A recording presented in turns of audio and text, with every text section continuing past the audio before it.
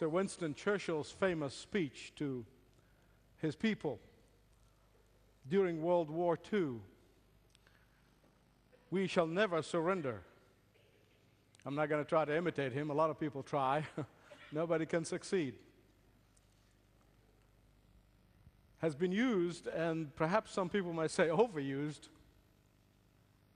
as an example of fortitude, as an example of perseverance, as an example of tenacity, and the importance of that tenacity, the importance of that perseverance, the importance of never giving up. We shall never surrender became more than just a motto for the Brits during World War II. It was more than just a rallying cry. We shall never surrender gave encouragement and motivation to a discouraged people. But there is a kind of surrender that I want to talk about today that is different from what Winston Churchill talked about. I want to talk to you about this kind of surrender that is not only helpful, but it is the very secret of your blessing and my blessing. I want to talk to you about one form of surrender that is not only commendable, but is the only way. I'm talking about surrendering to the Lord. Like Jacob, so many of us, we want to do our own thing. We want to chart our own course. We want to captain our own ship. We want to change our own destiny. We want to handle our own problems our way. We leave God out of our planning because it might get in the way of our goals. We devise our own schemes and we devise our own strategies and we go after them. And that's all well and good, of course, until your ship hits an iceberg and starts taking in water. That's all well and good until you find yourself like Jacob between the rock and the hard place in Genesis 32. At that point, of course, the truism probably becomes your motto, as I've seen it in hundreds of people. When all else fails, try prayer. But beloved, I want to tell you that prayer should always be the first option, not the last resort. Prayer should begin by seeking God's plan for your life, not making your own plan and then handing them to Him and say, Lord, bless my plan. And so in Genesis 32, we find Jacob in a predicament. His uncle Laban, just behind him, his brother Esau, from whom he fled 20 years earlier out of fear, is in front of him. So he is indeed between the rock and the hard place. One wanted to dominate him, and the other wanted to destroy him. And here he is. Four things that you must see very clearly here. In the first two verses, in 32, 1 and 2, it says he saw the angels of the Lord guiding him and leading him. In the last 6 years of his life, he has been supernaturally, miraculously, been provided for, and became a wealthy man by God's hand. 20 years earlier, when he left home and is on his way to Haran to see his uncle, in Bethel, God appears to him and He gives him a vision of himself, confirms to him all the promises that He made to his grandfather Abraham. But even more than all of this, before all of this, God gave an oracle to His parents that it is through Jacob that the Messiah will come. That is through Jacob that the world is going to be blessed, that all the promises to his grandfather Abraham will be fulfilled through him, that the Messiah will come through Jacob. Oh, but when you see it that way, you have a different view. of where Jacob is. Because all of these four facts I just shared with you were lost on Jacob in a moment of crisis. And I bet it happens to you. I know it happens to me. All that Jacob could think of in a time of crisis is to be terrified. Is to be terrified. Isn't that what we do? Isn't that what we really do? A moment of crisis comes into our lives. A moment of testing comes into our lives. A tough time start hitting us. And you know what would happen immediately? We let that crisis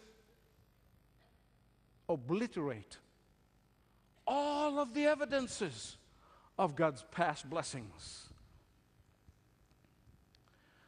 Jacob was so terrified of his brother Esau that his scheming and his manipulating, his old nature began to haunt him again. His old nature began to take the best of him again, and he had to sit down and he has to devise his own strategy.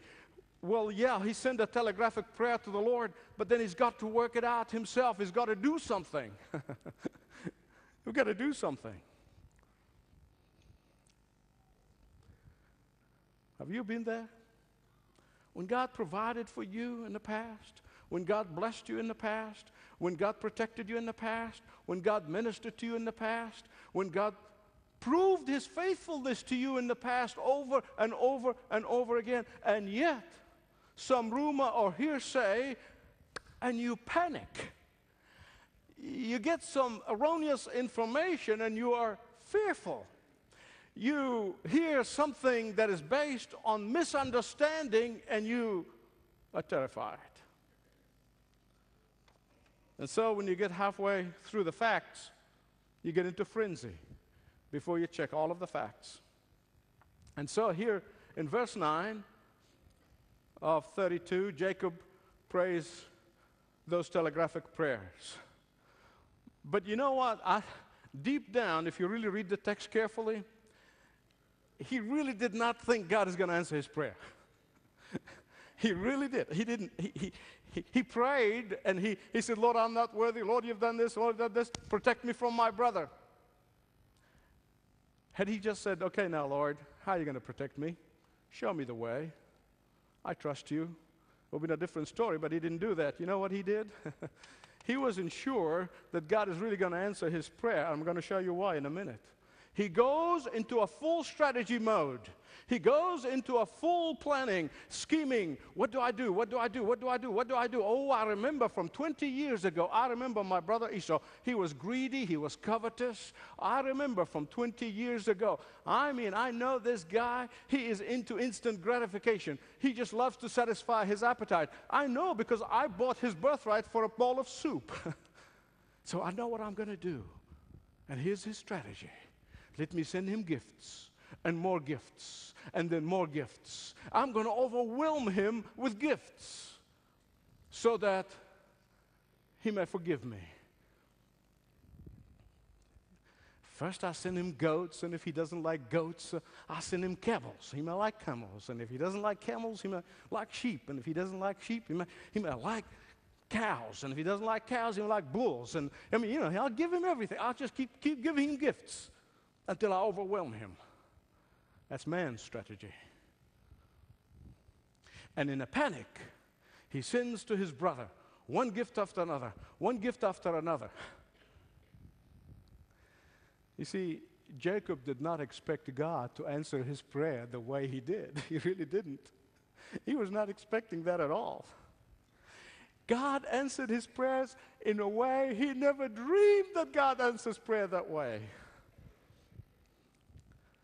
Has God ever surprised you with answers to prayer in a way you didn't even anticipate? I've been there. Not only that his brother forgave him, but God himself was going to show up. God himself was going to appear to him. You see, it never occurred to Jacob that God would answer his prayer mightily like this. That his brother would be sending 400 men, not to kill him, but to welcome him. That's our God.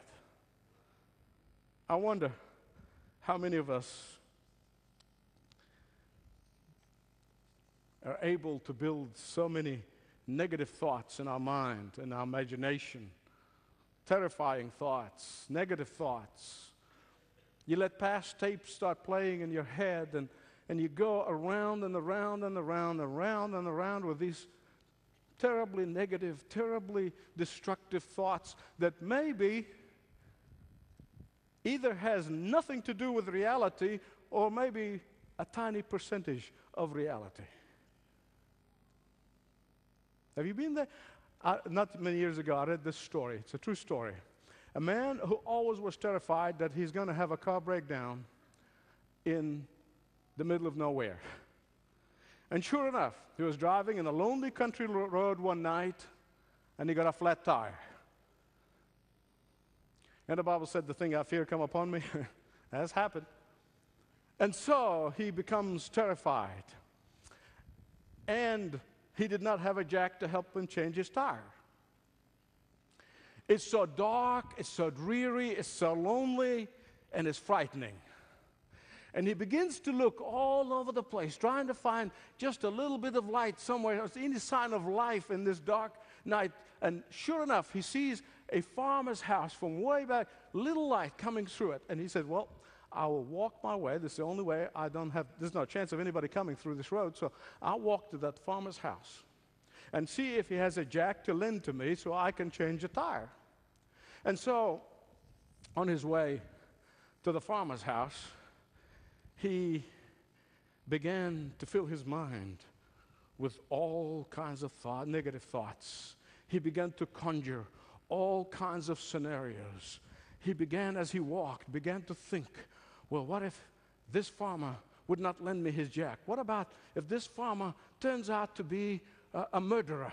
What about if this farmer is one of those people who will come out with a gun and shoot me as soon as I knock on the door? And he kept thinking all this negative imagination was filling his mind, was filling his thoughts. And by the time he reached the door and he knocked on the farmer's door and the farmer opened the door, he said, I don't want your stinking jack. I wonder how many of us get in that mode and fill our minds with negative thoughts that have now a relationship to reality. I want to share with you 4 things that you must understand when you find yourself in Jacob's predicament. They are not coming from me, they're coming from the Word of God.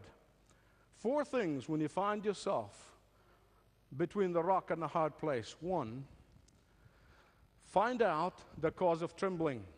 Secondly, understand the necessity of wrestling. And thirdly, know the blessings of clinging.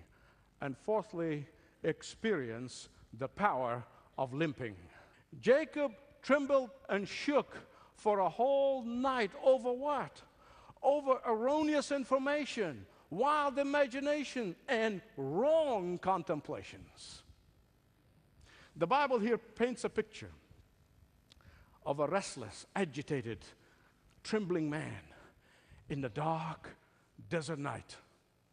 So every time an animal makes a noise, dear old Jacob, he starts singing, nearer my God to thee. It's all over, it's all over, it's all over. I mean, the moment he hears the sound, he begins to recite the Lord's Prayer. And then, in the quietness of the night, someone really comes in. Someone really actually comes to Jacob. And which brings me, secondly, to the necessity of wrestling. Remember, in verse 9 to 12, he prayed, deliver me, Lord. Oh, Lord, my God, deliver me. But he didn't expect the Lord to come and deliver him in person. I wonder how many times you prayed for something and you really didn't expect it to happen.